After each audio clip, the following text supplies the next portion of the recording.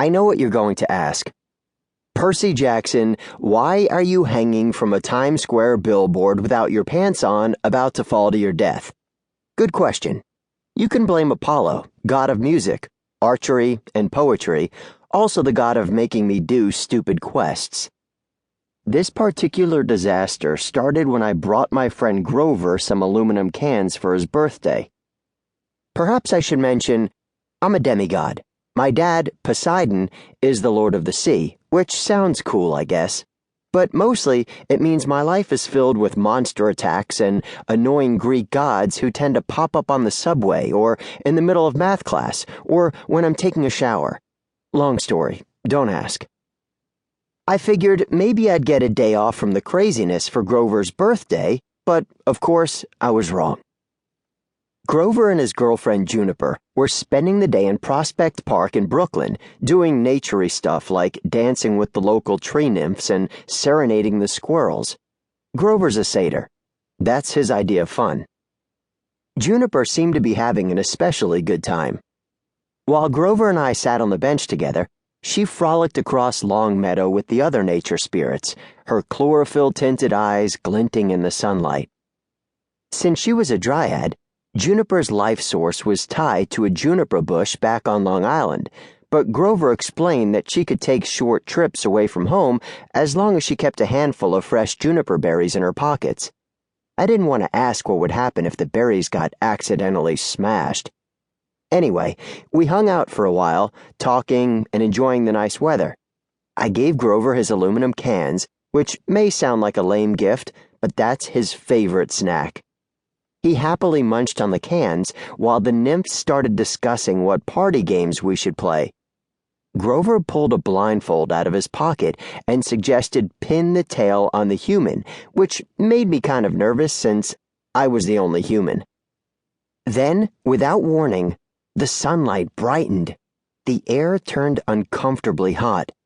20 feet away, the grass hissed, and a cloud of steam whooshed up like somebody opened a big pressing machine at a laundromat.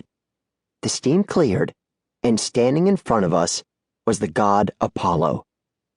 Gods can look like anything they want, but Apollo always seemed to go for that I just auditioned for a boy band look.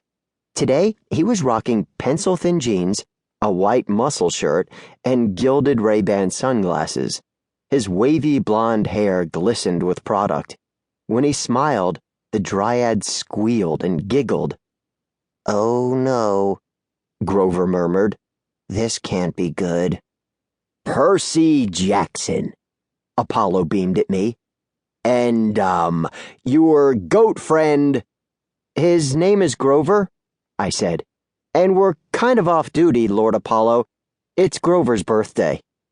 "Happy birthday," Apollo said. "I'm so glad you're taking the day off. That means you two have time to help me with a small problem." Naturally, the problem wasn't small.